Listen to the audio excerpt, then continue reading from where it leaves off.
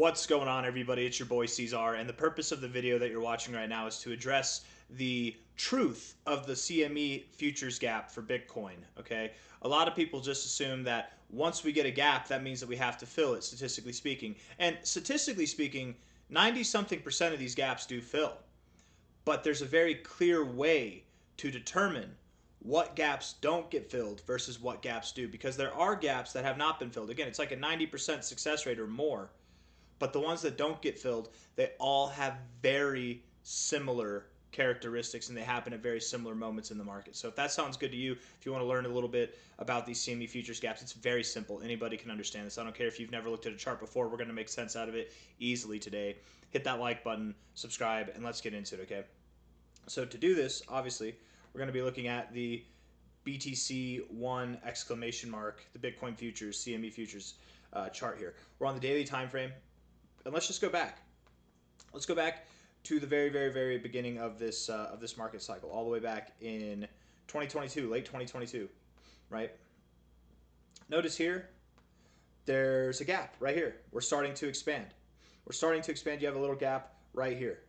Notice as well, there is an oh so tiny little gap right here as well, which we might have filled with that wick in all fairness.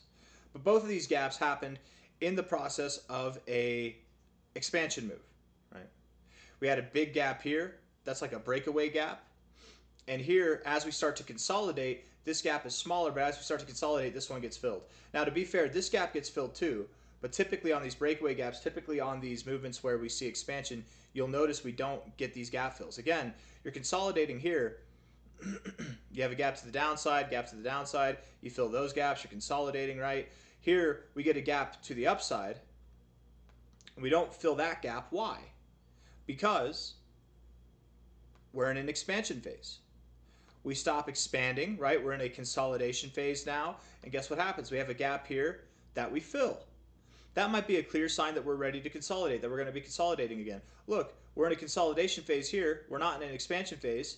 We have a gap there, and that gap gets filled as well, right? Let's see, are there any others? This one here, we're still consolidating, right? Clearly consolidating, lower highs, lower highs. You're in a consolidation phase, you have a gap here, that one gets filled. Probably similar stuff over here as well.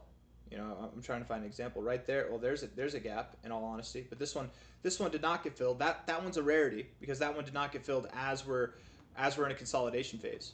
But typically when you start expanding, like here, you started to expand. Here you started to expand. Look at this, 1, 2, 3 gaps in a row that never were filled, ever. They haven't been filled since, down at 31K to 27K. Even down here, this gap, which is the beginning, the turnaround point here. This gap got filled when? When we were in the consolidation phase. Consolidating. Very simple, right? Here, we expanded a good bit. We didn't fill this gap immediately. Again, kind of a less common thing to do whenever you're in an expansion phase, but overall, this is kind of like an upward melting consolidation phase, really. Like, this is all part of the same thing, so we'll give it a pass. It's not perfect, but just understand, so far, the majority of gaps that happen, 90% of them get filled. But I would say that 90% of the gaps that happen in an expansion phase don't get filled. Have you noticed that? Are we on the same page here? Look at this gap right here. Did not get filled. It was a partial fill, but it didn't get filled, right? And why? You were in an expansion phase. You were expanding. Here, you start to consolidate, and this gap here, you actually filled it, right? All these gaps here you fill because you're in this one large consolidation phase. Every single gap is getting filled. Then when momentum starts to shift, whenever you find your low and you start to move up, that's when you leave gaps behind that don't get filled. When you're in an expansion phase, that's when you get gaps that don't get filled, or at least don't get filled for quite some time, right?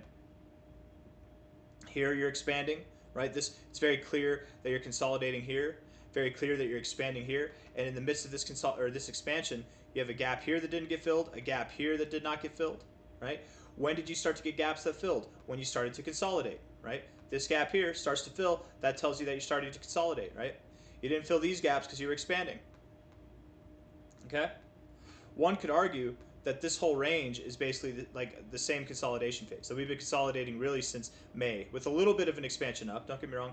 But again, it's less common to see these expansion moves get their gaps filled, right? Like here, this one didn't get filled, right? We start to consolidate here, and that we fill this gap, right?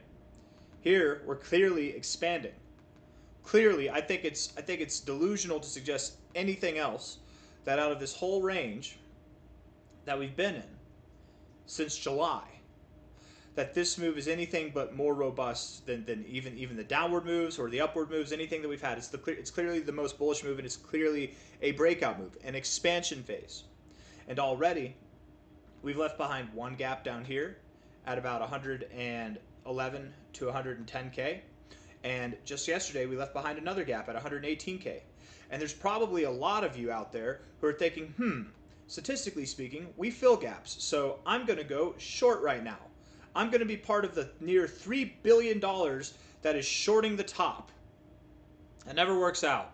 The top happens when there's no shorts, not when there's a maximum amount of shorts. We keep moving.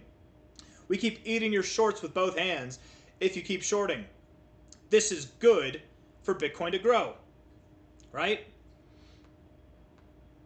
Bitcoin futures here, the fact that these gaps are here is giving us two possibilities, right? One, we fill the gap, or one, we leave it behind. When statistically do we leave gaps behind? Out of everything that we've seen in this very simple video, right? We typically leave gaps behind when we're in an expansion phase. And maybe it's harder to see because we don't have the weekends here. It's just the CME time frame. So let's look at Bitcoin. Let's do it. Let's look at the BTC chart. Would you agree? Are we on the same page of logic that this is clearly an expansion phase? That this clearly resembles the same behavior that we've seen in any of these other areas where we left gaps behind that we didn't fill? Are we in an expansion phase? Are we breaking out? I think the answer is clear. I think that we absolutely are. If we look at this on the with our indicators, the RSI is getting overbought, stochastics are overbought, the MACD is crossing above the zero, right? All these positive things. Our indicators are looking great. We hit the low levels in the fear of greed index. We're coming up now. I think it's absolutely abundantly clear. We have higher lows. We have a high here, a higher high, and a higher high. We have higher highs. Where here we had a higher high, but we had lower lows, right? We haven't had higher highs and higher lows since back here, okay? We haven't, since this little configuration here, we have not had higher highs and higher lows, okay? But now we do, for the first time in months. Is this not a breakout phase? Is this not an expansion moment? And if it is, my question to you again revolves back to the futures gaps. What are the odds that this one fills? You just look at it in this simple perspective of, oh, 9 out of 10 of them fill. Oh, 95 out of 100 of them fill. But what do the ones that don't fill have in common? Take it a step further. When they don't fill, what is the commonality there? It's not random, right? It's not random. It's in these expansion phases. And undoubtedly right now, we are in an expansion phase. So if you're taking the bait, if you're part of these near $3 billion, it just keeps going up, near $3 billion in shorts, because you're waiting on this gap to fill. I'm just going to short here, take the easy money, and then I'll go long. Okay, I've learned my lesson. I need to make a little bit of money back. Because you're the same people that shorted here who are like, oh, we're definitely going to fill that gap, and then we'll move up. Then I'll make, then it's all good. No. These gaps are breakaway gaps. They're part of an expansion phase. We are not going to fill them. So I hope this is reaching the ears of someone who needs to hear it. I hope that you guys liked the video. If you did, hit the like button, subscribe. Thank you all for being here. The commonality that we see in all of these gaps that don't get filled is what?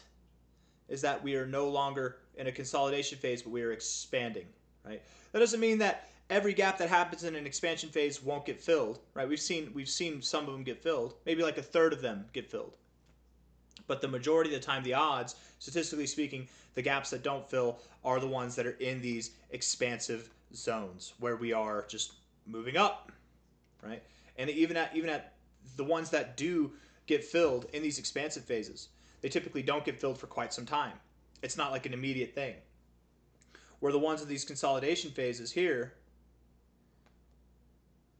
like this one here, I guess this looks like an expansion as well, right? Momentarily, but we had a double top. So that should have given us some inclination. Overall in this consolidation phase, this one still didn't get filled for quite some time, but it does get filled. Anyways, I think I've made my point. I don't have anything else that I want to say. So if you like the video, you know what to do. I'll see you on the next one, okay? Take care of yourselves. Bye-bye.